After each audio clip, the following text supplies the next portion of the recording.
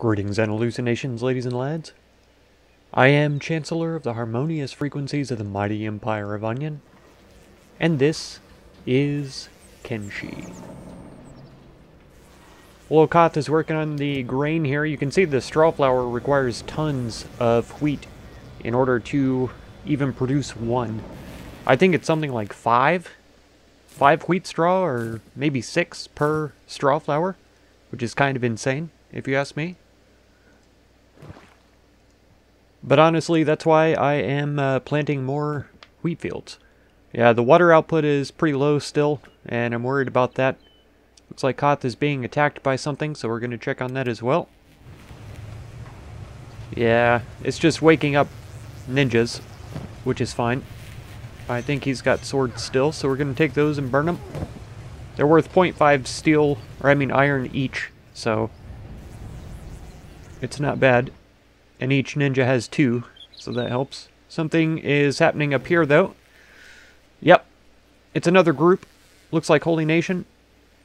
At first, it just seems like a few chosen, which isn't that bad of a problem. Isn't that big of a deal, is what I was thinking of. But if I remember right, a couple of paladins show up in the midst of them.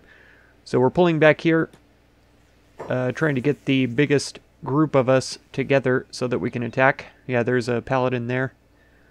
There are several of us down already. 3 of the meatmen are down, who I've been trying to heal up so that we can get them out to buy some food for us, because we're constantly low on food. Looks like Robin is down, Zarks is down as well. Both of them were building. Serial Pillock, I think, is asleep. I could be wrong about that, but I'm pretty sure that he was healing up because he was low on HPs. But a lot of us are, honestly. So, yeah, it's rough times. Koth is up here to shoot. Give us some firing, suppressing fire, some cover fire. Shoot some dudes and all that. Psychopathic 1v1'd a dude and took him down. It's pretty impressive. Yeah, these 3 are down. Unconscious. -6 chest for old Zarks. So they're definitely going to need to heal up soon.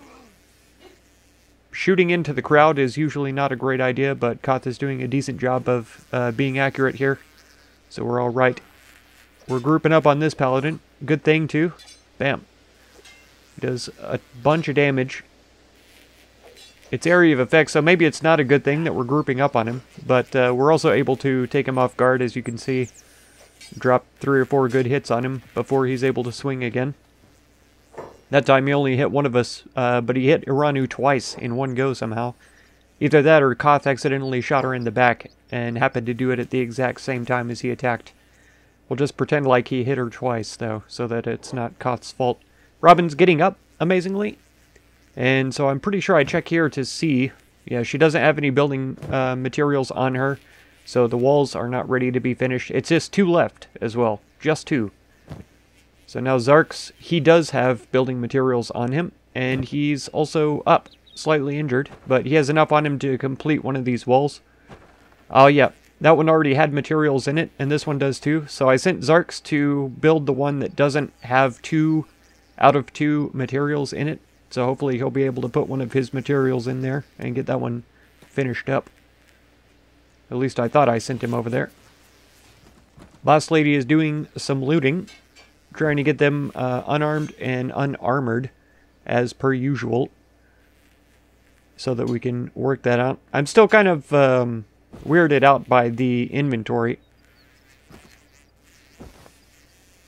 I was thinking that I wouldn't be able to drop that sword after I put it in her inventory there. Yeah, and we put the rocks on there, but it's stealing to take the rocks away from him now. So she's getting caught stealing here. All the good loot's being grabbed off of everybody, which is nice. Yeah, a bunch of armor and stuff laying around, and there we go. The wall is fully filled in. Our town is fully fortified. I'm very pleased about that. Some of these Holy Chosen will probably be able to recover, and they'll be healing each other and trying to get out later. If they walk through the camp, we'll just murder them again, and they will probably die after that. But, yeah, I'm not too worried about it. and we could just burn their corpses or whatever later. So yeah, she's going to finish up disarming these folk as well, so we don't have any trouble with that later on. This graveyard still kind of cracks me up. In a way, it's horrific, but also in a way, it's hilarious. The way that they stand on their swords. They really do look like grave markers for all of the Holy Nation troops that we've killed. But hey, why were they trying to kill us, you know? They're racists. They deserve to die. We're going to eventually have to melt down most of this stuff because it's mostly garbage. There's some high-quality armor pieces in here, but I don't know that they're better than the armor that we already have, so yeah. We will probably end up just melting it all.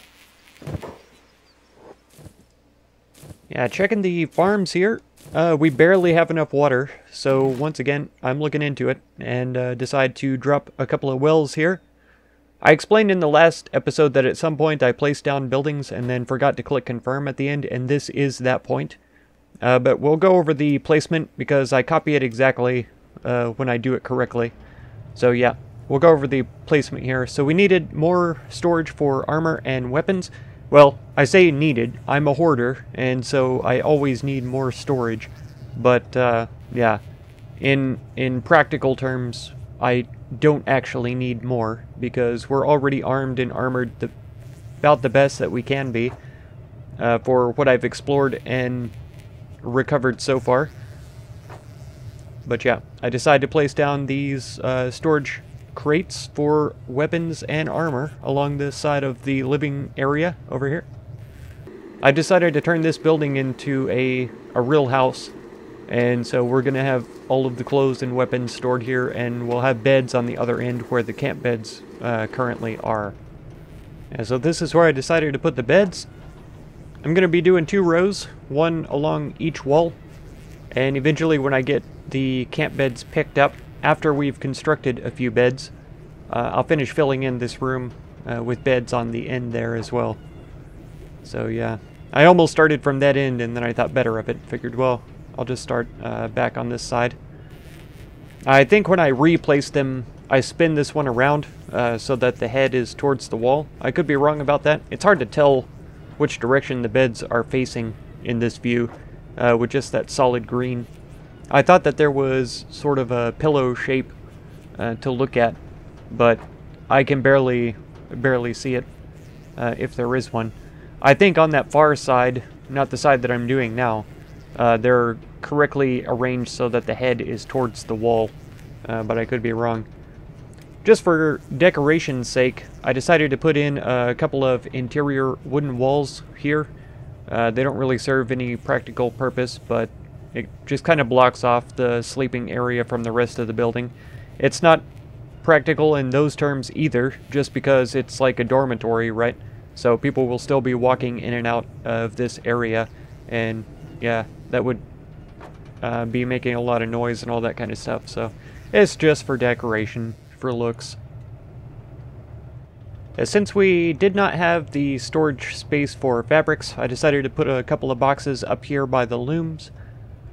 So this is 2 fabric storage chests. That'll be, I think they were storing 50 each. It might have been 25 and this was 50 total extra. But yeah, the looms store 5, and then we've got these 3 total storage boxes now. The one inside the crafting room will make it easier for people to get the fabrics for crafting in there. And then hopefully these other 2 storage boxes will be easier for people to get if they're building like the beds that we're going to be building soon. So now I'm looking through what storages we have for other things. The electrical component storage, obviously, we have the most of. And yeah, these are the weapon cabinets I'm going to have to move the weapons over from. I forgot about crossbow lockers over in the other building. And I don't know if crossbows will fit in weapon lockers. We'll find out eventually. I decide to upgrade the research table there.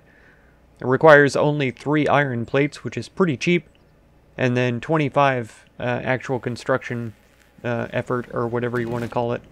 So yeah, this is where I realized that I canceled and have to go in and redo all of this building, and the wells as well. Haha. I'm a bit overzealous with this, but this is another iron plate storage, just in case we ever get to that point. I can't remember what the capacity is for those. It's like 50 or something like that. Pretty reasonable amount. And as much as we've been building, I doubt that we'll be able to store more than that in these places. Our storage is completely empty at the moment because of all of the stuff that we've been building lately. And we only have one iron smelter right now working, so we're not producing that much or at a very rapid rate or anything. So skin storage as well. We picked up a lot of leather, or I mean skins, from the river raptors that we killed before, and the skin storage has actually been filled up for quite some time. I'm trying to find the least intrusive place, the least obstructive, where I can shove it into and still access it and the other buildings around it, as I was pointing out there. So yeah, that was about the best place I could think of to put it. I've forgotten to put the wells down, and I also never did put another crossbow locker in this room, but I'll try to remember that the next time I'm actually playing the game. I did decide though to put in some general storage chests, and so yeah, if I do forget to put in the crossbow lockers, we'll at least have these that we can use to store those if need be. A cool thing that I didn't know about before, or at least didn't remember, this is the medical storage. I find out here, I was complaining before about not being able to combine these, and lo and behold, as you put them into the medical storage place here, they do combine. They average themselves out and combine into higher quality kits. So if you have like 20 or 30 half-filled kits, they'll compress down into like 5 complete ones, you know? Or 10 complete ones or whatever. It's whatever the average ends up being. It's very good. It's very good. Compressing these stacks is huge to me. And then I can just grab a couple of full medical kits into their inventories, and it makes things a lot better. And then, of course, inventory management has to be done. I'm going to smelt down some of these garbage weapons and, yeah, store up the slightly better ones. There's some high-grade armor, and I forget that it doesn't fit in here, but we'll shove it into some of the armor storage over at the house, or the general storage chest, either one. Alright, we did get another well built, and we have upgraded the research bench now to level 4, which is pretty great. So I go in here to take a look at what I want to research next. Taking a look too at what they require. I could do tech level 5, no problem. We have a ton of the ancient science books, so that's an easy one. Of course, we can also acquire the regular books from merchants and stuff like that in case we need more of those, because we are running a bit short on them, which is the last thing I really expected. I thought that the ancient science books would be more necessary, and I'm sure that they are as we progress through the research levels, but for right now they're just not as useful as I thought they were going to be at first, or as important, I think is the word that I wanted. Yeah, so harpoon turrets I'm moving up in priority so that we can get those on the walls as soon as possible. I know that we have a couple of crossbow turrets up on the side of the base where nobody has attacked us yet. So yeah, I wanted to get harpoons up so that we can get them set up at the entrance. So here we've got some paladins that are waking up. Gothic Tech and Dunstan have been working pretty tirelessly burning the dead bodies. We lopped off a couple of limbs off of these guys too. Yeah, you can see them rolling along the ground there, which is, you know, morbidly hilarious. And I was checking to see if that was them or us. And yeah, it was them. It was this guy right here. He'll be dead very soon from bleeding. And the Garus are trampling him, of course. Yeah. Research complete, though, the lockpick training, so that's pretty good. I will be constructing some training facilities here later on, and Gothic Tech is frozen again for some reason. He's not interested in carting any bodies around. You can see we have 2 wells and 1 still being built. I went ahead and have several people assigned to well duty so that they'll be working on that. Because like Koth and Dunstan both, once the well has filled up with water, they will carry the water over to the water tanks, which is good, but at the same time, they can't be working on that and carrying water. And so now you can see them kind of lining up to work together on that. Psychopathic is doing the same over there with Darker. There's nothing to harvest right now, so that's why Darker is on the well. And I decide that we could expand our wheat capacity here. I'm not sure about that farm. I don't remember if it's an extra large or not. I'm pretty sure I check later and it is. I think we have 3 extra large farms because I started out with 3 of them. But with 6, we'll be definitely in the money. And with 3 wells, I feel like we should be able to sustain this kind of crop size and yield. Hopefully. We should be able to pump out the breads. I still think I need more grain grinders and possibly eventually another oven, but the grinder for sure will need another one in order to get enough flour out in order to bake bread almost constantly. That's the goal, at least. So long as we can bake bread faster than we can eat it, we can turn the bread into better food, like the food cubes and the meat wraps, both. So that's the goal with having so much wheat. We still need room for cactus farms, and I think rice weed is another one that we haven't tried to plant yet, but that would help us to produce some cheaper foods, just rice bowls or anything that we can throw in together. Then of course the cactus can be used to make cactus rum or whatever, so we'll be looking into making drinks and drugs later on, hashish and rum, sake, all that kind of stuff. So yeah, getting one of the first beds built, the actual proper beds, and Zarx is working on a second one. So that's very fortunate. I'm really happy to see those going up. I don't know if they improve our healing speed or anything like that, but just to have some proper beds instead of the camp beds laying around, it at least makes the place feel a little bit more like a home or a base. So that's pretty nice, I would say. Gothic Tech immediately runs in there to try one out. So yeah, his stomach is only at 4, so he's definitely... Or no, sorry, this is Robin. Robin's stomach is at 4, and she's the one building the bed. So yeah, just about everybody's vitals are pretty low, and we need to get these constructed so that we can heal up. So here the prototype harpoons are complete, the research, and I waste absolutely no time getting the harpoon turrets set up over here on this this wall here, right in front of the gate. For some reason it didn't want to place it in that corner, but this is a perfectly reasonable spot to put it. And here as well. I'm hoping that that has the range to swivel over and aim at the gate, or at least close to it. So, yeah, the range of motion, I mean, not the physical range. So here I'm adding a ramp as well, so that we can more closely enter the wall. Yeah. Closer than that other ramp, at least. That should help. And now it is time to construct an airlock for this place. We saw them phasing through the gate the other day, so yeah, it's definitely going to be necessary. I forget that the blue arrow faces the enemy. That's the way that it's supposed to be, or faces the outside. And so I do place this backwards at first. And then I see when I start to place the walls that it is backwards. Yeah, right here. So I can tell there that it's not the correct direction. Bit of a noob mistake, but it's been a long time since I actually placed the walls. We've been building these walls since, I don't know, maybe 30 episodes ago we started them. I haven't been keeping track, honestly. I can't even remember which episode this is, but yeah. It's been a long time. A very long time. I'm pretty sure it's over a year that this series has been running already. These walls are a little bit cantankerous. They're hard to get arranged just right, but eventually I get them to a place where I feel somewhat satisfied with them, and get them placed down. Yeah, this one kept wanting to attach to the end of the wall instead of around to the side of the gate, like the other side did.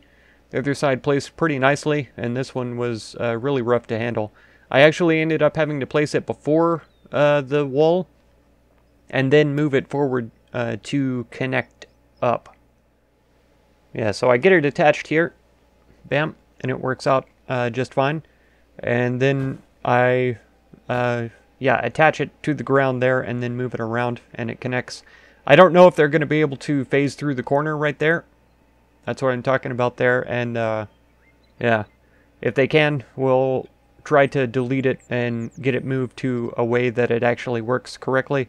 But for right now, I'm fine with the way that it is.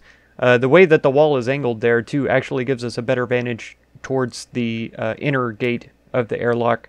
So we should be able to aim in much easier from that perspective. So in that way, it's a decent placement. But if they can phase through the edge of it, then it's not going to be any good. And I do wonder about the efficacy of these airlocks. If they can phase through the main gate, what will stop them from phasing through this second one?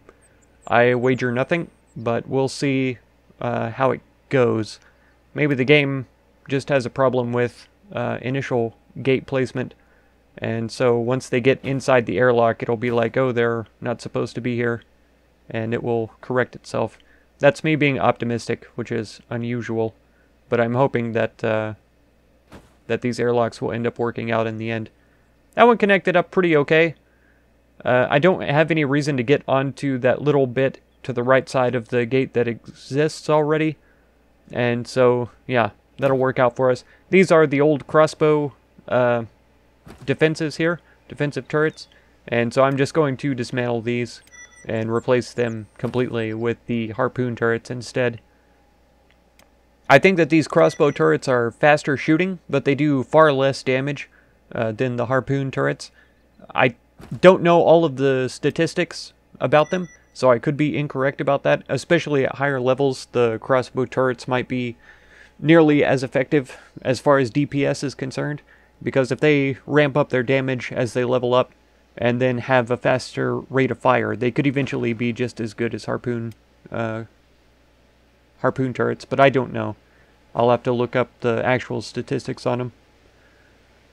I can't remember where I heard that the harpoon turrets are better, but I did hear that somewhere, and so for some reason it stuck in my mind that that's what we needed.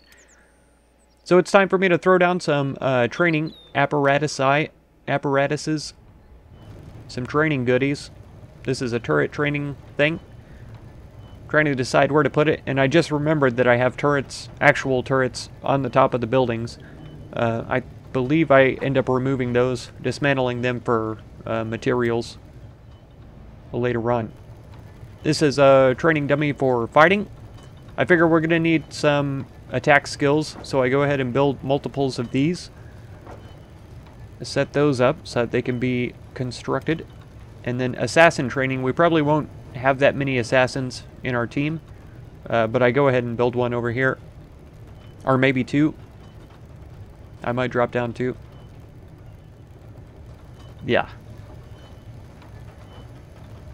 So then there are other things that I'll want to be putting over here. Not sure. Maybe the locksmith and there's another thief training box. Yeah.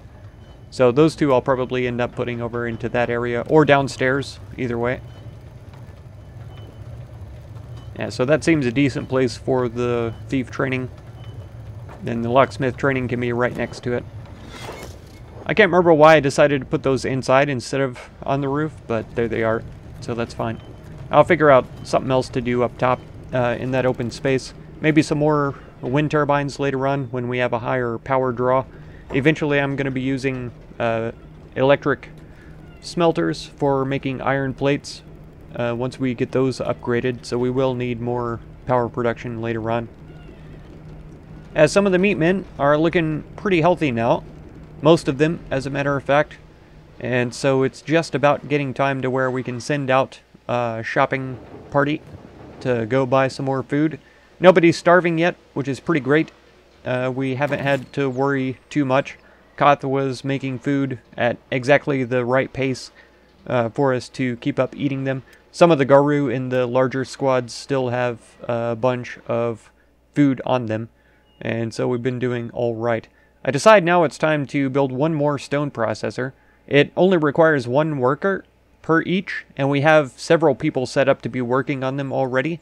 because they used to require 3 workers, or be able to have 3 workers on them to speed them up. So I go ahead and throw 1 more down. So that'll be the equivalent of having 3 workers on 1 before, right? Now we have 3 whole machines to work instead of just 1. And that'll be great. I'm pretty excited about that. Should ramp up our building materials production pretty significantly. And since we have more walls and gates set up to be built, as well as the well, beds, walls, you know, everything, training dummies, all that kind of stuff, a bunch of lockers and all that require building materials, so ready to have them built. The only problem with that is trying to get the production of iron plates up so that we can actually build this stone processor. Yeah, it's time to look at some more industry. I want to upgrade to iron plates 4 here. Improve our iron plate production as much as I can. Only requires a few books, and we have them, so I go ahead and do it. Yeah, it's way down the list, so we'll get to it eventually. Harpoon level 2, I'm trying to get done sooner so that we can have those higher level harpoon turrets erected at the gates and ready. But yeah. Upgrading the iron processing is definitely going to be a priority step. I'm noticing too he's got a lot of foul raw meats in his inventory. Zarx does still. And he does eat them, so that's one thing to consider. He's not going to go hungry with that much in there. Beep also, I noticed. But yeah. I'm going to try to arrange their inventories a little bit better, I'd say. So I noticed that we didn't have any iron plates stored up. So I had Beep hiding over here in the corner beside the iron smelter, the current one. And I had him grabbing iron as it was produced. Saved it up into his backpack, and now I'm giving it to Robin so that we can upgrade the iron refinery here. I did this because I knew that it would cost iron to do it, and so I wanted to make sure that we had the plates available before I set it to be upgraded, because otherwise we wouldn't be able to produce plates. We would have had to go buy them in order to upgrade this thing. I thought that was kind of ridiculous to have to go do that if we had production here available. So yeah, I just sped up time and waited until we finally produced enough plates, and had Beep stealing them so that nobody else would grab them for anything else. Zarx somehow found some somewhere, and he just put in some iron plates into the stone processor. I have no idea where he got them from, because I couldn't find them in storage anywhere. And yeah, I had Beep monitoring the smelter like crazy. So yeah, the iron refinery. And that's what we're upgrading to level 3 just now. Iron refinery 4 is researched already, as well as the harpoon level 2, and a couple of other researches have been completed in the meantime, but we just haven't gotten around to upgrading those things yet, because I wanted to get this done. And we'll also be building another smeltery level 4, probably in the next episode though, because that's all the time that I have for this one. So if you want to catch another episode, be sure to subscribe. Consider supporting my channel through the Patreon link down in the video description. And feel free to check out any of my other videos or playlists that you might be interested in. I thank you so much for all the time that you spend on my channel, and I hope blessings of wisdom and peace on all of you. Farewell.